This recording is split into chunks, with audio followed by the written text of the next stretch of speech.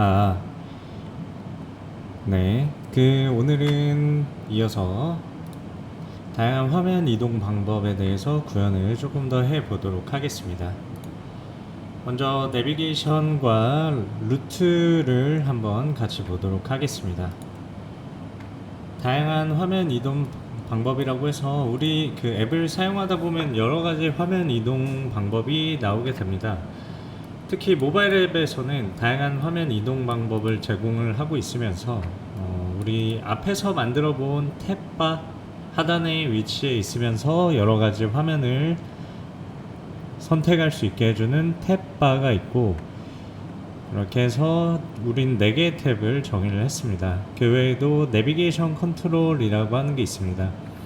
이 오른쪽에 보이는 화면은 설정 창인데, 이 설정 창에 있는 목록을 보시면은 여러 개의 목록이 있고, 해당 값을 선택을 하면은 다음 화면으로 넘어가서 뒤에 있는 뒤로 가기라고 하는 버튼이 기본적으로 표시되는 것을 이 내비게이션 컨트롤이라고 부르고 있습니다. iOS에서는 내비게이션 컨트롤러, 내비게이션 바, 안드로이드에서도 내비게이션 등등 다양한 형태를 부르고 있고, 우리는 보통 이걸 내비게이션이라고 부르고 있습니다. 내비게이션은 이렇게 이동을 하게 되고 계층적으로 이동하게 되는 형태를 보고 있어서 이 내비게이션 컨트롤은 상당히 직관적이고 뒤로 갈수록 다시 원래 화면이 나오는 것을 볼 수가 있습니다.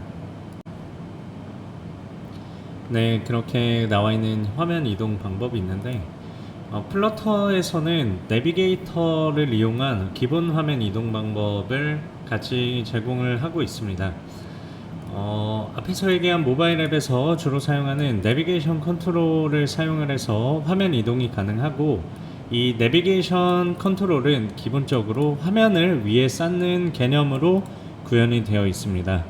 화면을 위에 쌓는다는 개념은 다음과 같이 되어 있는데, 이 내비게이션이라고 하는 것은 왼쪽에 보이는 그림처럼 푸시되는 데이터를 바탕으로 쭉 화면에 쌓이게 되고, 스크린이 스택됐다, 쌓였다 라고 하는 스택 구조를 기본적으로 동작을 하고 있습니다. 우측에 보이는 그림에서도 아까 보이는 것처럼 화면을 쭉 내려갔다가 다시 돌아올 때는 계층적으로 다시 한 화면씩 나오는 걸 볼 수가 있고, 그렇게 해서 푸시를 통해서 화면이 스택되는 식으로 내비게이션이 이루어지고, 다시 화면이 쌓였을 때 팝 되면은 이전 화면이 나타나게 하는 것을 기본으로 동작을 하고 있습니다. 이거를 우리는 푸시와 팝이라고 하는 스택 구조라고 얘기를 하고 있습니다. 푸시와 팝은 자료 구조에서 많이 사용하는 구조라고 볼 수가 있습니다. 컴퓨터 공학에서 자료 구조는 데이터를 관리하기 위한 여러 가지 방법 중에 하나인데, 특히 여기서 스택 자료 구조를 참조를 해서 사용을 했습니다. 스택 자료 구조는 LIF 해서 Last In, First Out이라고 하는 기본적인 값이 되겠습니다. 이게 마지막으로 들어온 데이터가 항상 가장 먼저 나가는 자료 구조 방식으로 푸시와 팝 연산만을 사용하여 데이터를 심플하게 관리를 할 수 있습니다. 오른쪽에 보이는 그림을 보면은 비어있는 스택에 푸시하게 되면 데이터가 들어가고, 두 번째 값을 푸시를 하면은 그 위에 값이 다시 위에 한 개만 있습니다. 그렇다면은 푸시를 3가지를 했을 때 팝 연산을 하게 되면은 특정 값을 주세요가 아니고 가장 위에 있는 값을 항상 꺼낸다 라고 하는 식으로 접근을 할 수가 있습니다.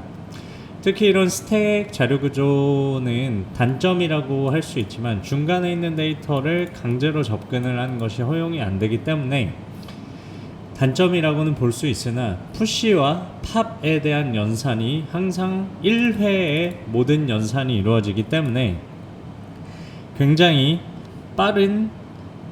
빠르고 단순하면서 강력한 데이터 관리 방법을 제공하고 있습니다. 그래서 화면 이동을 위해서 내비게이션 컨트롤러에서는 이러한 스택 자료 구조를 기반으로 하는 동작을 하고 있습니다. 그리고 플러터에서는 그 외에 다양한 화면 이동 방법을 또한 제공을 하고 있으니까 참조로 알아두시면 되겠습니다. 개요는 내비게이터로 보통 루트를 관리하는 식으로 가장 많이 화면 이동을 수행을 하고 있습니다. 그래서 루트 같은 경우에는 스크린이나 페이지 위젯을 가리키고 있기 때문에 다양한 위젯을 사용해서 구현하고 있고, 특히 플러터는 모든 것이 위젯이기 때문에 대부분에 있는 모든 화면은 관리가 가능하다라고 볼 수가 있습니다. 우측에 보이는 그림은 내비게이션이 가능한 방법 중에 하나인데, 지금 오늘 배울 스택이라는 구조 외에도 우리가 사용하고 있는 탭 구조가 있고, 왼쪽에서 사이드 메뉴가 나오는 이 드로어라고 하는 타입을 사용을 하고 있습니다. 명칭으로는 이렇게 각각 다르지만 여러분들이 앱을 사용하면서 충분히 만나본 적 있는 화면 구조라고 볼 수가 있겠습니다. 그러면은 우리가 이제 프로필 화면에서 상세하게 보는 방식을 구현을 하면서 스택 자료 구조를 사용하는 내비게이션 컨트롤러를 같이 구현해 보도록 하겠습니다. 그래서 상세하게 보는 화면을 추가를 하고 프로필 화면에서 이동하는 것을 기본으로 할 건데, 이거는 자세한 게시글 정보를 보는 화면을 추가하는 것으로 구현을 하겠습니다. 그래서 새로 추가할 화면은 포스트 카드 디테일 스크린이라고 하는 화면을 추가를 할 겁니다. 이거는 자세히 보는 화면이지만 어떻게 보면은 이 홈 스크린에 있는 그 목록으로 보는 하나의 화면과 동일하게 할 거기 때문에 새로 작성하는 구조를 배운다기보다는 기 일부 코드를 재활용을 하면서 화면 이동에 대한 것을 같이 학습하도록 하겠습니다. 그리고 제스처 컨트롤을 추가로 구현을 할 건데, 이 제스처 컨트롤 같은 경우에는 실제로 터치 혹은 탭 같은 여러 가지 동작을 할 수 있게 만들어준 컨트롤이라고 볼 수가 있겠습니다. 그래서 여기 목록에 있는 것을 선택을 하면은 보이고, 뒤로 갔을 때 뒤로 갈 수 있는 이 화면이 보이는 것을 구현의 목표로 하겠습니다. 그러면은 상세 화면을 위한 신규 파일을 추가하도록 하겠습니다. 카드 디테일 스크린 파일을 추가하도록 하겠습니다. 지금까지 작성한 파일들에서 스크린스에 새 파일을 추가를 하겠습니다. 그래서 카드 디테일 스크린이라고 하는 다트 파일을 하나 만들어 주도록 하겠습니다. 그리고 나서 화면 구성을 위한 필요 패키지를 추가할 건데, 이때는 지금 베이스 64 디코딩을 위해 추가했던 컨버트랑 타입드 데이터를 추가를 해야 되고, 그리고 플러터와 포스트 모델을 추가를 해야 됩니다. 그 다음에 포스트 객체 모델을 위한 내부 변수를 추가를 하고 스테이트풀 위젯으로 작성을 해주면 되겠습니다. 그래서 같이 작성을 해보면은 볼트 다트에 컨버트로 해주시고, 볼트 다트의 타입 데이터 이렇게 만들어 놓은 다음에 마테리얼 추가하고, 그 다음에 모델에 대한 데이터를 추가하도록 하겠습니다. 포스트 카드 디테일을 만들어 주시는데, 그래서 스테이트풀 위젯으로 해서 만들어 주시면 되겠습니다. 그래서 전달받은 객체와 디테일 생성자 그리고 상태 함수를 클래스를 만들도록 하겠습니다. 이렇게 한 다음에 화면 변화를 관리한 상태 클래스를 만들 건데, 이 하이브 DB에 저장된 이미지 데이터를 사용을 해야 됩니다. 그래서 포스트 이미지 바이트 변수를 통해서 여기에 저장되어 있는 값을 이미지로 변경을 해줄 겁니다. 그리고 상태 초기 함수에서는 저장된 이미지 바이트를 데이터로 변화하는 코드도 추가를 하겠습니다. 그래서 여기 같이 보시면은 코드에서 포스트 카드 디테일 스테이트를 하나 만들어주고, 네, 이렇게 만들어준 다음에, 네, 여기서는 이 널 세이프 변수를 꼭 만들어줘야 합니다. 그리고 오탈자에 주의해 주시고, 오버라이드를 해서 void init state에서는 이렇게 해줘야 되는데 자동 완성이 조금 되고 있지만 위젯에 그 데이터가 실제로 들어오는지를 검사를 해줘야 됩니다. 그래서 포스트 이미지 데이터가 나오게 되면은 포스트 이미지 베이스 64에 대한 게 널이 아니면은 실제로 이 데이터를 불러와서 만들어줘야 되고, 여기 베이스 64는 다음과 같이 처리를 해주도록 하겠습니다. 그래서 그게 아니면은 포스트 이미지 데이 바이트는 널 해서 널로 처리를 해주도록 하겠습니다. 그리고 나서 이제 빌드 코드를 작성을 해야 되는데, 우리는 홈 스크린에 구현된 패딩 내부 코드를 좀 재활용을 할 겁니다. 왜냐면은 우리가 홈 스크린에 구현해놨던 코드를 그대로 쓰는 게 아무래도 그 코드 재활용에 유리하고, 나중에는 이 홈 스크린도 변경할 수도 있기 때문에 미리 클래스를 구분을 할 겁니다. 그래서 여기 보시면은 패딩부터 해가지고 카드 안에 있는 칼럼 밑에 빌더를 재활용하겠습니다. 그래서 실제 작성할 코드는 빌드 위젯에 스카폴드로 감싸주고 바디를 똑같은 코드로 감싸주는 형태로 구현을 하겠습니다. 그래서 여기 보시면은 그 패딩 내부 코드를 재활용을 할 건데, 먼저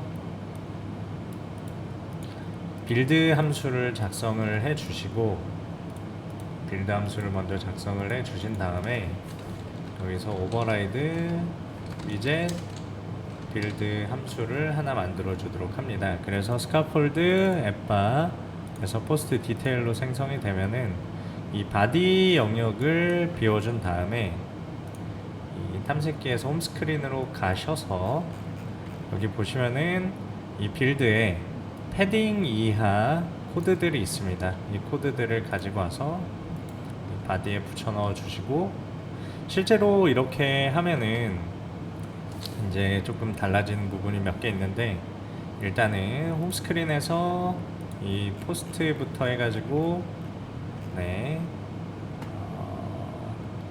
여기까지 다 가지고 오도록 하겠습니다.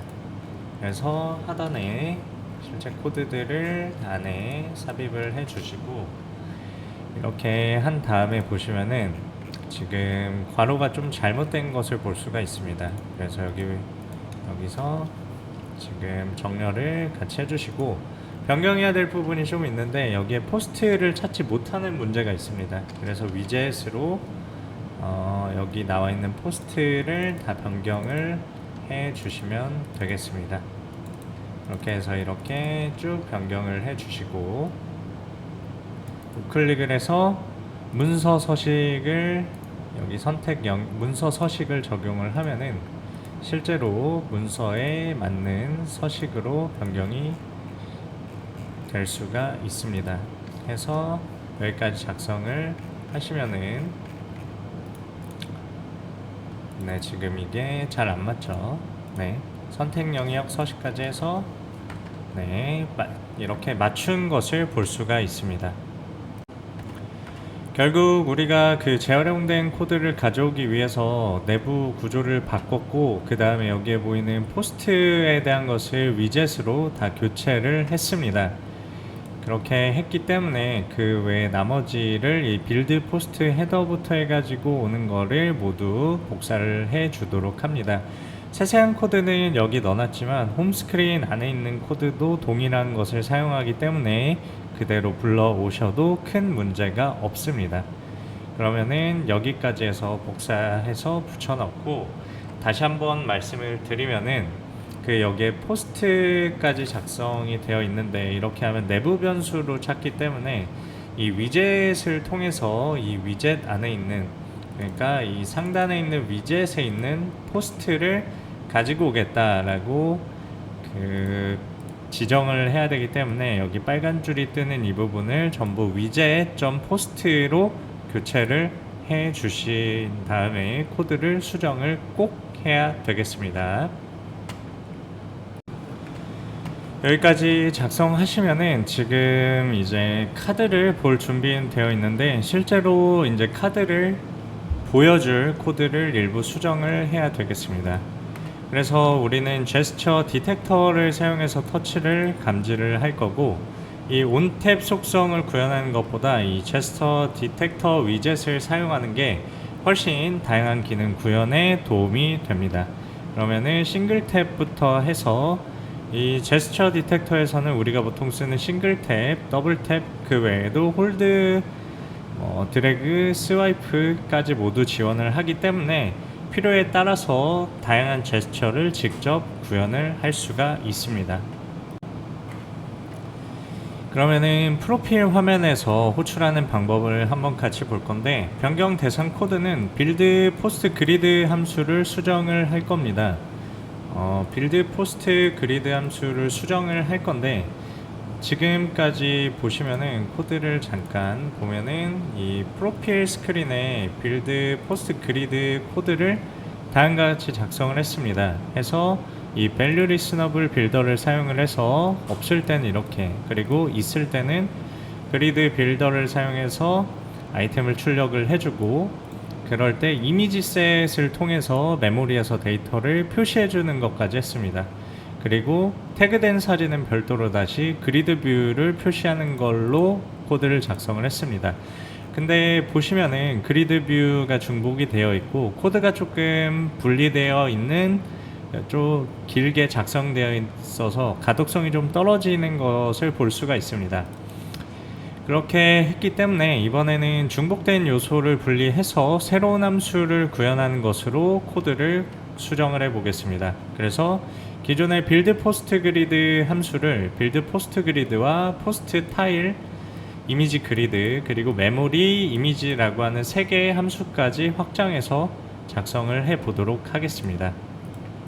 그래서 빌드 그리드 포스트 같은 경우에는 아까 긴 함수를 줄여서 탭이 0번일 때는 이 똑같이 value listenable 빌더를 사용을 하지만 이 그리드 뷰 빌더를 통해서 바로 빌드 포스트 타일이라고 하는 것을 여기에 호출을 합니다. 그게 아니면은 이미지를 직접 호출을 하는 것은 빌드 이미지 그리드를 통해서 구현을 따로 하였습니다. 그렇기 때문에 이 코드를 같이 한번 구현을 해서 보면은, 코드는 여러분들이 같이 슬라이드를 보면서 한번 입력을 해 주시기를 바라겠습니다.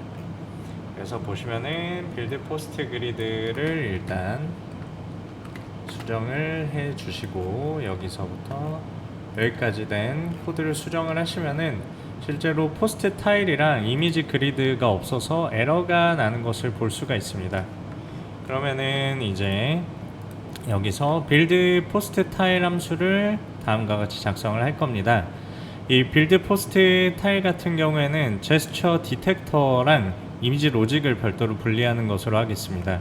이 제스처 디텍터를 통해서 온 탭에 다양한 이 내비게이터 푸시를 구현을 하는데, 탭을 누르게 되면은 온 탭을 하는 제스처 디텍터에서 온 탭을 하면은 내비게이터를 사용해서 푸시 액션을 사용을 하게 되고, 마테리얼 루트를 사용을 해서 이 포스트 카드 디테일 화면을 푸시를 해 주도록 하는 코드가 되겠습니다. 그리고 이때 화면에 보이는 모습은 빌드 메모리 이미지를 사용을 해서 작성을 했고, 그게 아니면은 만약에 이미지 데이터가 아닌 경우에는 SS에서 불러오는 것을 이 포스트 타일 함수로 합쳐놨습니다. 그 다음에 이미지 그리드라고 하는 함수를 따로 만들었는데, 이 이미지 그리드는 베이스 64 이미지를 메모리에 불러와서 디코딩하는 함수를 따로 만들어놨고, 이제 앞으로 메모리 데이터베이스에서 불러오는 정보는 이 함수로 대체해서 이미지 위젯으로 만들어 줄 수 있도록 합니다. 마지막으로는 빌드 메모리 이미지를 통해서 태그된 사진을 표시를 할 수 있도록 해놨고, 이렇게 했을 때 그 이미지 뷰, 그리드 뷰에 표시를 하는 것을 목표로 작성을 하였습니다. 해서 보시면은 지금 네, 그렇게 해서 여기까지 있는 코드를 같이 작성해 보도록 하겠습니다. 나머지 함수들도 가지고 와서 같이 구현을 해 보도록 하겠습니다. 그래서 이렇게 작성을 해 주시고, 지금 그 임포트 해서 가지고 오는 세 가지가 빠졌기 때문에 여기 코드에서 혹시 빨간 줄이 저와 같이 뜬다고 하면은 이 데이터 타입에 대한 파일을 여기서도 프로필에서도 삽입을 해주고, 그 외에도 포스트 모델 데이터를 사용하는 것과 이 카드 디테일 스크린을 추가를 하는 것까지 해서 코드를 추가를 하시면은 이렇게 이미지 표시하는 것까지 완료가 됩니다. 그러면은 실제로 잘 적용이 됐는지 실행을 해서 결과를 보도록 하겠습니다. 그러면은 실행해서 결과를 볼 때까지 잠깐 다시 얘기를 하면은, 이런 이미지 디테일 같은 경우에는 제스처 컨트롤을 통해서 할 수가 있습니다. 특히 제스처 컨트롤에서는 이 포스트 타일 안에서 제스처 컨트롤을 통해 이 이미지를 표시를 하되, 눌렀을 때 이벤트는 내비게이터 점 푸시를 통해서 마테리얼 페이지 루트라고 하는 걸 호출을 합니다. 그렇게 됐을 때 이 포스트카드 디테일이 표시가 되는 걸 볼 수가 있고, 여기 우리 프로필 페이지에 가서 보면은 이 각 프로필을 각 포스트를 누르게 되면은 이렇게 표시가 되는 것을 볼 수가 있습니다. 그렇지만 여기 태그드 이미지에서는 우리가 따로 추가를 하지 않았기 때문에 이렇게 클릭이 안 되는 것을 확인할 수가 있습니다. 지금까지 해서 개발을 한번 같이 체험을 해봤는데, 여러분들의 개발에 도움이 많이 됐으면 좋겠습니다. 중간중간에 좀 설명이 미흡하거나 조금 부족한 부분이 있은 부분에 대해서는 양해 말씀을 드리고, 조금 더 개발에 친숙함을 느끼면서 다양한 개발에 많은 관심을 가주셨으면 좋겠습니다. 네, 감사합니다.